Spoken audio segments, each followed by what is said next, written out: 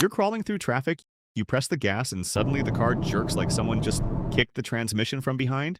You let off, it smooths out, you get onto the highway, give it more throttle, and the car runs perfectly. So, what is going on? A lot of drivers immediately blame the transmission, bad fuel, or even a failing engine. And that's where things can get expensive fast. The truth is, low speed jerking during acceleration can come from several different systems, and the trick is knowing how to separate an engine problem from a transmission or driveline problem before you start replacing parts. In this video, I'll show you the symptoms to look for, the tests you can actually perform, and how to narrow it down to the real cause without throwing money at the wrong repair.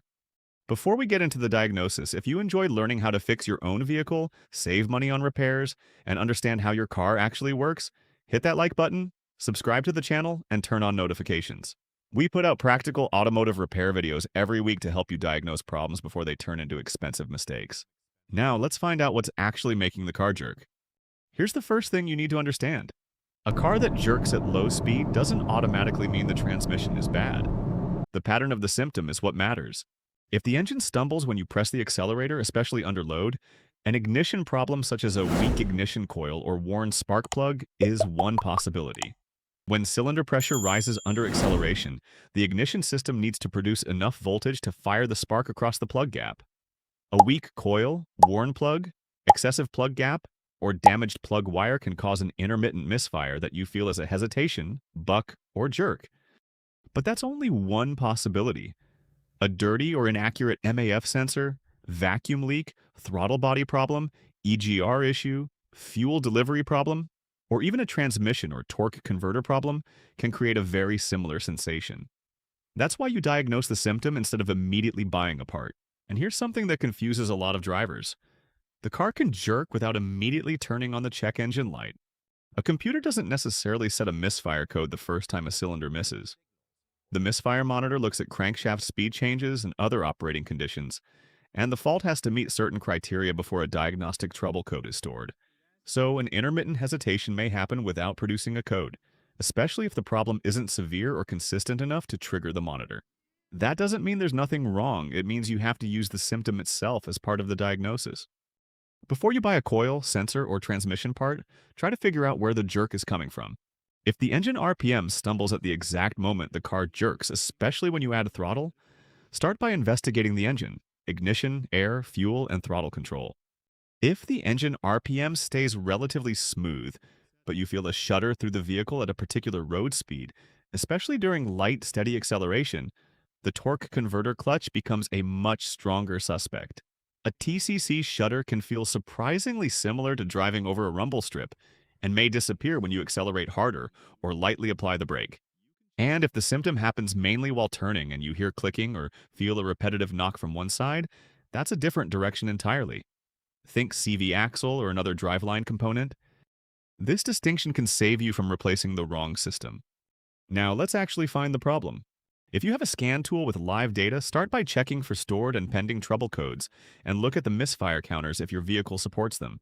Then reproduce the problem under the same conditions where it normally happens: low speed, low RPM, and light to moderate acceleration. If one cylinder starts accumulating misfires while the others remain relatively normal, you've got a strong lead. On a vehicle with interchangeable coil-on-plug coils, you can swap the suspected coil with another cylinder and repeat the test. If the misfire follows the coil, that's strong evidence that the coil is the problem. If the misfire stays on the original cylinder, don't automatically condemn the coil. Check the spark plug, injector, wiring, compression, and other possible causes on that cylinder. If the misfire counters remain clean, that's useful information too. It means you need to look beyond a straightforward ignition misfire. If your testing confirms a bad coil-on-plug unit, replacement is usually straightforward, although the exact procedure varies by vehicle. With the engine off and cool, disconnect the electrical connector, remove the coil's retaining bolt or fastener if equipped, and pull the coil straight out of the spark plug tube. Compare the replacement with the old one before installing it. If the spark plug is worn or its gap is outside the manufacturer's specification, replace the plug as well. Use the manufacturer's specified spark plug gap and torque rather than relying on a universal measurement. And don't over-tighten the plug. Spark plug threads can be damaged, especially in aluminum cylinder heads. If the ignition system checks out, move on to airflow and fuel control. Look at the MAF sensor data with the engine fully warmed up and compare the reading with the manufacturer's specifications. You may see general rules online, such as 1 gram per second per liter of engine displacement, but don't use that as a pass or fail test. MAF readings vary considerably between engines and operating conditions. If the MAF reading looks suspicious, inspect the sensor, wiring, air filter, and intake duct for contamination, damage, or air leaks. If the manufacturer allows the sensor to be cleaned, use a proper MAF sensor cleaner and let it dry completely before reinstalling it. Don't touch the sensing element with your fingers or a tool. A dirty MAF can cause incorrect airflow calculations, but cleaning it isn't automatically the fix.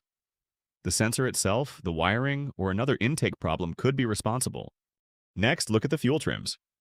Fuel trim numbers can tell you whether the engine computer is adding or removing fuel to maintain the correct air-fuel mixture. Sustained positive fuel trims can point toward a lean condition, while negative trims can indicate the computer is removing fuel because the mixture is too rich. Don't treat plus or minus 10% as a universal failure point, because acceptable values vary with the vehicle and operating conditions. Instead, look at the overall pattern, especially short-term and long-term fuel trims, at idle compared with higher RPM. If the trims are significantly positive at idle and improve as RPM increases, an intake or vacuum leak becomes more suspicious. A smoke test is one of the safest and most reliable ways to find an intake leak. If the ignition system and air fuel readings don't explain the problem, move on to the throttle system and, where the vehicle is equipped with one, the EGR system. Carbon buildup around the throttle plate can sometimes affect airflow during small throttle openings and contribute to poor throttle response or unstable idle. If the throttle body needs cleaning, use a cleaner recommended for the application and follow the manufacturer's procedure. EGR problems can also cause hesitation, particularly if the valve is opening when it shouldn't or isn't operating correctly. But EGR systems vary widely between vehicles, so don't assume every low-speed hesitation is caused by EGR. At this point, if you still haven't found the cause, check fuel pressure and fuel delivery, and consider mechanical problems such as compression or valve timing issues. So what is the actual fix? There isn't one universal part that fixes every low-speed jerk. The fix depends on what your testing finds. If the misfire follows a coil when you swap it, replace the faulty coil. If the spark plug is worn or damaged, replace it with the correct plug and specification. If you find an intake leak, repair the leaking hose, gasket, or connection. If the MAF sensor is contaminated and the manufacturer allows cleaning, clean it properly. But replace the sensor only if testing shows the sensor itself is faulty. If fuel pressure is below specification, diagnose the fuel delivery system instead of guessing at the pump. And if the engine runs smoothly but the vehicle shudders at a specific road speed under light throttle, investigate the torque converter clutch and transmission control system instead. That's how you avoid turning a simple hesitation into an expensive repair.